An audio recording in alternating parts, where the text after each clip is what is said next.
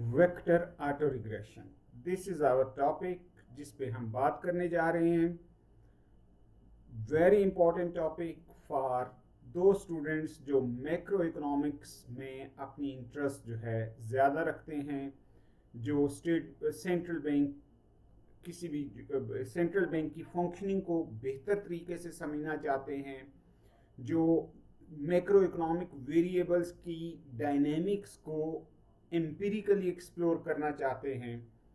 तो इसमें जो पेपर हम फॉलो करने जा रहे हैं मोर और लेस पेज बाई पेज, वो है वेक्टर ऑटो रिग्रेशंस। बहुत ही कॉमनली यूज पेपर है, वेरी इंपॉर्टेंट पेपर है, और आई थिंक कि अगर आपको वेक्टर ऑटो रिग्रेशन की एसेंस जो है वो जाननी है तो शायद this is one of the best paper last 20 years में। तो मैक्रो इकोनोमेट्रिशियन जो है वो क्या चीज़ें करता है? मैं तो वैसे कहता हूँ कोई भी इकोनोमेट्रिशियन यही 4 चीज़ें करता है, but at the moment we are talking about macroeconomics, तो इसलिए we call it macroeconometrician. तो ये चीज़ें जो है, ये सारे के सारे नोट्स जो है ये बेसिकली इसी पेपर से लिए गए हैं। कोई चीज़ जो है ये जो बातें यहाँ पे की जा रही हैं, basically these are not the things जो कि मैंने अपनी तरफ से ऐड की हैं। तो मैक्रो इकोनोमेट्रिशियन जो है वो 4 चीज़ें करता है। पहली कि डेटा की समरी। डेटा की समरी से मुराद ये है कि जब 2 से ज़्यादा वेरिएबल्स हो जाते हैं तो टेबुलर रिप्रेजेंटेशन ऑफ डेटा जो है वो बड़ी कमरसम हो जाती है, बड़ी मेसी हो जाती है। उसमें बहुत ज़्यादा जो है ना वो नंबर्स बहुत ज़्यादा यानी कि मेसअप हो जाते हैं। तो हमेशा इकोनोमेट्रिक मॉडल्स जो है ये पहला जो ऑब्जेक्टिव है इसको बड़ी अच्छी तरह फुलफिल करते हैं। जब 3, 4, 5, 6 वेरिएबल्स होंगे तो आप उसके टेबल्स में उसको बहुत अच्छी तरह समराइज नहीं कर सकते। दूसरी चीज़ हमने यूनिवेरिएट एनालिसिस में भी देखा, जिसको हम स्टेटिस्टिकल फोरकास्टिंग कहते हैं। वेक्टर ऑटो रिग्रेशन में हम इकोनॉमिक फोरकास्टिंग की बात करेंगे, because no you have more than one variable. Historical forecasting नहीं है, no you have some other variables, तो को मूवमेंट्स को देखा जाएगा। तो दूसरा जो ऑब्जेक्टिव वेक्टर ऑटो रिग्रेशन से मैक्रो इकोनोमेट्रिशियन अचीव करने की कोशिश करता है वो है मेक मैक्रो इकोनॉमिक फोरकास्ट। तीसरी जो चीज़ लेने की जो होती है, मैं यहाँ वार्न कर दूँ, ये चीज़ सिंपल इकोनोमेट्रिक मॉडल से या इकोनॉमिक थ्योरी से नहीं आती। फॉर दैट मैं अभी आगे चल के बात करता हूँ। अगर ये चीज़ एग्जिस्ट कर जाएगी, अगर आपको underlying structure of the economy पता चल जाएगा, तो then you can become a policy maker और यू कैन एडवाइज पॉलिसी। तो ये इसको हम कहते हैं कॉजल इन्फ्रेंस, और we call it structural inference. अगर स्ट्रक्चरल इन्फ्रेंस आपको पता चल जाए, जो कि मैं कह रहा हूँ कि सिंपल जो है वो इक्वेशंस रन करने से नहीं पता चलती, तो वी कैन से कि अब हम पॉलिसी इंटरवेंशन उसकी बेस पे, जो पिछला नंबर 3 है उसकी बेस पे हम कर सकते हैं। 1970s में आपको पता है कि ऑयल क्राइसिस के बाद जो है सारे मैक्रो इकोनॉमिक मॉडल्स कोलैप्स हो गए। तो डेविड हेनरी की मशहूर एक टर्मिनोलॉजी है टेस्ट एंड टेस्ट। उसका ख्याल ये है कि अगर ये मॉडल्स जो है 60s में भी टेस्ट किया जाता है इनको सफिशिएंटली, तो ये मॉडल बेसिकली फ्लॉड मॉडल्स थे, लेकिन इकोनॉमिक एनवायरनमेंट स्टेबल था। तो जब चीज़ें स्टेबल होती हैं तो बैड मॉडल्स भी उसी तरह परफॉर्म कर रहे होते हैं जैसे गुड मॉडल्स परफॉर्म करते हैं। बट जब चीज़ें जो है वो ख़राब होना शुरू हो जाती हैं, जब कोई सिस्टम को शॉक लगता है, जैसे अभी कोविड आ गया, 2007-8 की क्राइसिस आ गए, तो ऐसे केस में जो बैड मॉडल्स हैं वो कोलैप्स कर जाते हैं और जो गुड मॉडल हैं वो सर्वाइव करते हैं। तो बेसिकली 70s का जो आपका क्राइसिस है मैक्रो इकोनॉमिक्स में, उसने क्या किया कि आपकी वो जो साइमल्टेनियस इक्वेशन सिस्टम्स और बड़े लंबे लंबे मॉडल्स जो है क्लाइन और बाकी लोगों के थे, वो एकदम से सारे कोलैप्स कर गए। तो वहाँ पे एक वैक्यूम क्रिएट हुआ।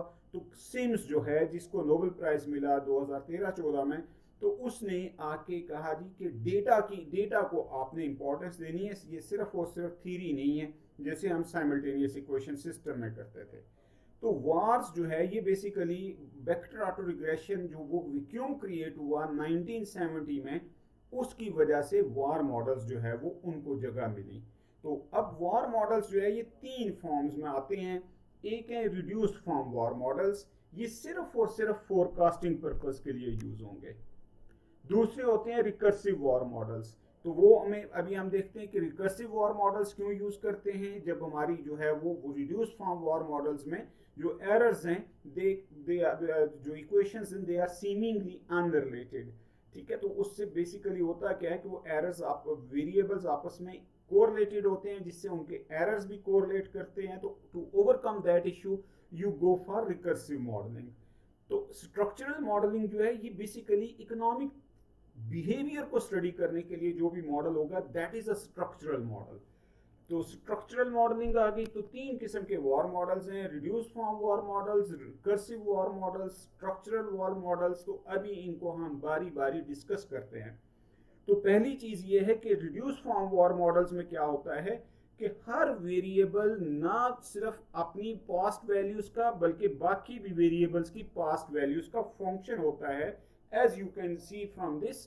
तो ये जो पेपर है इसमें 3 वेरिएबल्स को डिस्कस किया गया, एक अनएम्प्लॉयमेंट को, एक इन्फ्लेशन को और एक इंटरेस्ट रेट को। तो अनएम्प्लॉयमेंट को हमने रिग्रेस किया, अनएम्प्लॉयमेंट के लेग पे, फर्स्ट सेकंड पे, इन्फ्लेशन के फर्स्ट सेकंड पे और इंटरेस्ट रेट के फर्स्ट सेकंड लेग पे। इन्फ्लेशन को हमने रिग्रेस किया, अनएम्प्लॉयमेंट वही सेम वेरिएबल्स, कोएफिशिएंट्स चेंज है, वेरिएबल्स सेम रहे क्योंकि जो है डिपेंडेंट वेरिएबल चेंज हो गया इसलिए कोएफिशिएंट्स की नोटेशन चेंज है। और इंटरेस्ट रेट को भी सिमिलरली हमने तीनों के लेग्स पे रिग्रेस कर दिया, 2-2 लेग्स आ गए। अब चूंकि ये macro economic variables unemployment, inflation, interest rate या कोई आपके पास मनी या जीडीपी या इंडस्ट्रियल प्रोडक्शन, ये सारे वेरिएबल्स हाईली कोरिलेटेड होते हैं। तो जब आप इसकी ट्रांसफॉर्मेशन करते हैं, थोड़ी सी मैथमेटिक्स अगर हम देखें तो इनके ये जो एरर्स जिनको हम अस्यूम कर रहे थे कि they should be independent of each other, they are not independent of each other. This raise the question of identification.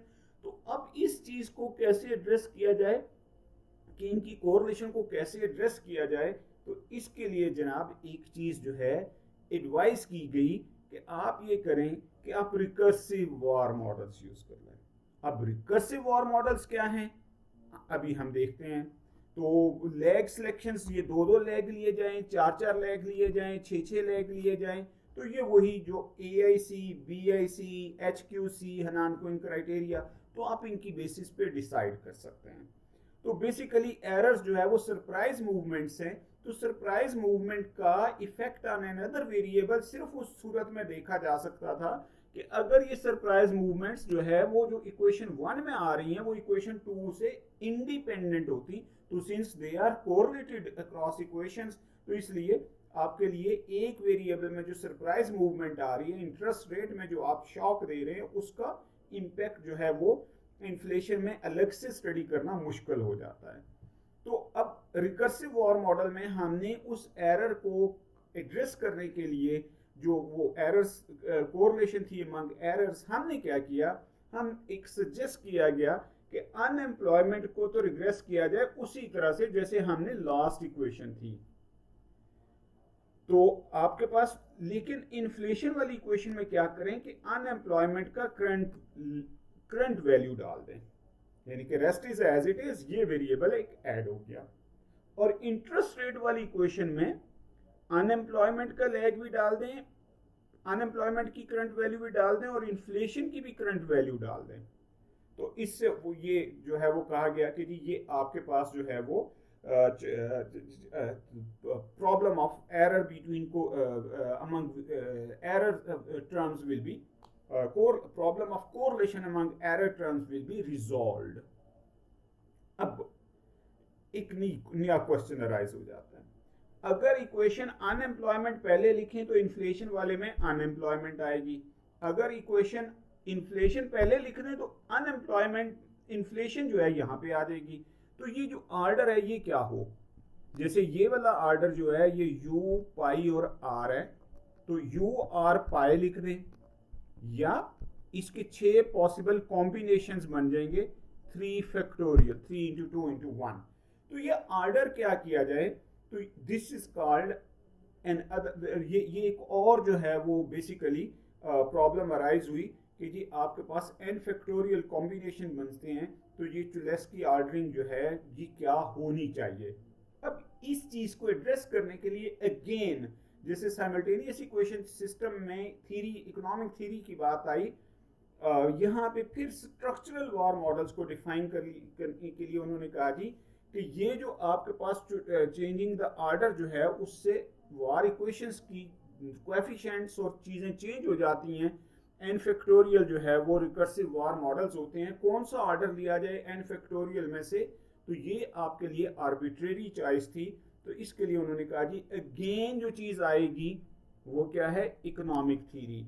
दो मैं पहले एक दफ़ा बात कर चुका हूँ कि इकोनॉमिक थ्योरी एब्स्ट्रैक्ट है, एक स्टैटिस्टिकल मॉडल एब्स्ट्रैक्ट है, डेटा फ्री ऑफ एरर नहीं है। तो ये बेसिकली इंग्रेडिएंट्स जो है किस ऑर्डर में आनी चाहिए, इसकी कोई ख़ास जो है वो ऑर्डर होता नहीं है। तो अब इसमें हम जो चीज़ डिस्कस करने जा रहे हैं, जो जिस चीज़ को हम यहाँ पे लेके जाने जा रहे हैं और उसको मैं पार्ट 2 में डिस्कस करूँगा, वो है कि हमारे पास स्टॉक एंड वॉटसन ने जब इंटरेस्ट रेट को सेट किया on the basis of past values of inflation and unemployment, तो इस केस में आपने जो चीज़, ये जो स्ट्रक्चरल इक्वेशन डिफाइन की है जिसमें करंट वैल्यू ऑफ अनएम्प्लॉयमेंट यानी कि पास्ट, ये यूटी क्या है, लास्ट 4 क्वार्टर्स की एवरेज, और पाई टी क्या है, लास्ट 4 क्वार्टर्स की एवरेज इन्फ्लेशन, और एस्टेरिक्स जो है ये टारगेटेड वैल्यूज हैं। तो ये जो आपके पास जो है स्ट्रक्चरल इक्वेशन बनी है, ये आपके पास जो है कहाँ से आई है, ये थ्योरी की बेस पे आई है, ये थ्योरी की बेस पे आई है।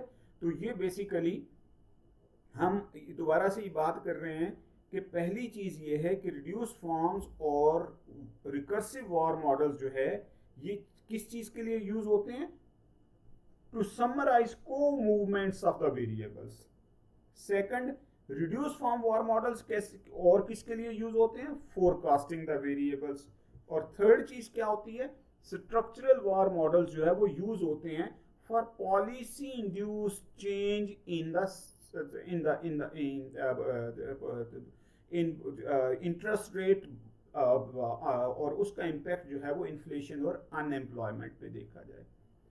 इससे पहले कि मैं आपको पार्ट 2 में ये बताऊं कि जी आपके पास जो है वो 4 जो ऑब्जेक्टिव्स हैं, data summary, data forecasting, structural inference और causal inference, and fourth policy कैसे की जाती है, मैं यहाँ पे ये बताने जा रहा हूँ कि जब भी आपने वेक्टर ऑटो रिग्रेशन मॉडल्स जो है वो रिपोर्ट करने हैं, तो आपकी जो समरी स्टैट्स है, जो डिस्क्रिप्टिव स्टैट्स है, वो क्या होगी, ग्रेंजर कॉजेलिटी टेस्ट होगा, इंपल्स रिस्पॉन्सेज होंगे, और फोरकास्ट एरर वेरिएंस डीकम्पोजिशन होगी। इससे पहले कि मैं आपको ये बताऊं कि जी ये ग्रेंजर कॉजेलिटी टेस्ट जो है ये टेस्ट ऑफ कॉजेलिटी नहीं है, ये टेस्ट ऑफ प्रिडिक्शन है, ये test of prediction outside within sample है, इवन ये आउट ऑफ सैंपल भी नहीं है। तो आप मेरी ये पार्ट 1 यहाँ पे मैं ख़त्म करके पार्ट 2 को मैं यहाँ से स्टार्ट करूँगा कि जी जब आप वार मॉडल रिपोर्ट करते हैं तो Granger causality is a summary statistics, वो कॉजेलिटी का टेस्ट नहीं है। इम्पल्स रिस्पॉन्स में हम पॉलिसी को देखते हैं, लेकिन पहले उससे स्ट्रक्चरल इन्फ्रेंस को एस्टेब्लिश करना ज़रूरी होता है, अदरवाइज वो भी सिर्फ समरी स्टैट्स होती है। और फोरकास्ट एरर वेरिएंस डीकम्पोजिशन जो है वो बेसिकली क्या होता है कि जब आप फोरकास्ट कर रहे हैं तो वो जो फोरकास्ट एरर आ रहा है उसमें जो है फोरकास्ट एरर वेरिएंस में उस वेरिएबल का अपना कितना, अपनी वजह से कितना एरर आ रहा है और बाकी वेरिएबल्स की वजह से कितना एरर आ रहा है। तो be with me before I go to this part 2 of this VAR model. मैं यहाँ पे इस लेक्चर को एंड कर रहा हूँ। बड़ी एक नाइस छोटी सी आपको जो है वो चीज़ दिखाने जा रहा हूँ कि काइंडली आप आर सीखना शुरू कर दें। R is awesome. ये जो स्लाइड्स बनी हुई हैं ये स्लाइड्स जो है वो मैंने आर की बेस पे बनाई। तो आप देखिए तो यहाँ पे ये मैंने जस्ट क्लिक किया और नो डाउट कि उसमें कुछ चीज़ें मैंने लिखी, तो ये मेरी जो है वो प्रेजेंटेशन जो है वो आर में क्रिएट हो गई।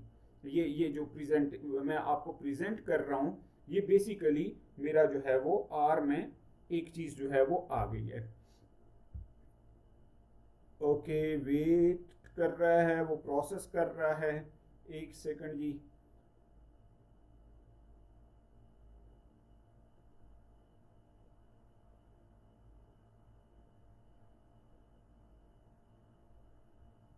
It's taking more than usual time, लेकिन let's see what happens. I hope that there will be no error in my program.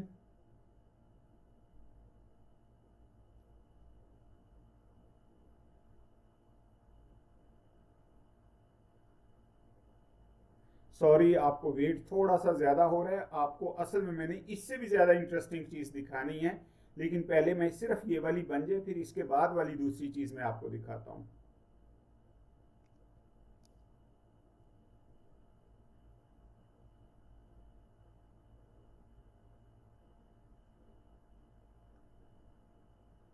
It's taking more than usual. सिर्फ few seconds please.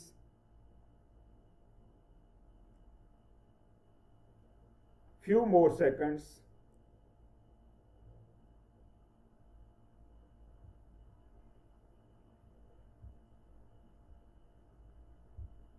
It's processing.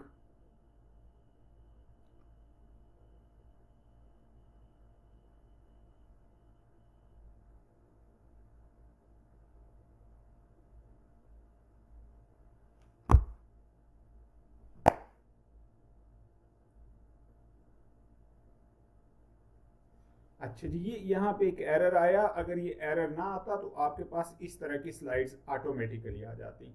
अब मैं यहाँ पे एक और छोटी सी चीज़ दिखाने जा रहा हूँ। ये देखिए, मैंने स्लाइड पे ये जस्ट मैंने क्लिक किया और ये मेरे पास स्लाइड्स बन गई। ये HTML स्लाइड्स हैं, ये देखिए ये। और अगर मैं इसको जस्ट ये प्रेस कर दूँ तो ये सिंगल डॉक्यूमेंट बन गया। और ये मैंने ए प्रेस किया तो ये मेरे पास अगेन स्लाइड्स बन गई।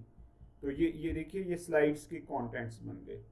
तो ये आपके लिए, इसलिए मैं आप लोगों से बार बार रिक्वेस्ट करता हूँ कि please try to learn R. तो ये देखिए, अगर मैं ए प्रेस कर दूँ तो ये एक डॉक्यूमेंट बन जाता है। तो पार्ट 2 में जो है वो इससे अगली वाली वीडियो में अपलोड करता हूँ। Thank you for watching, take care.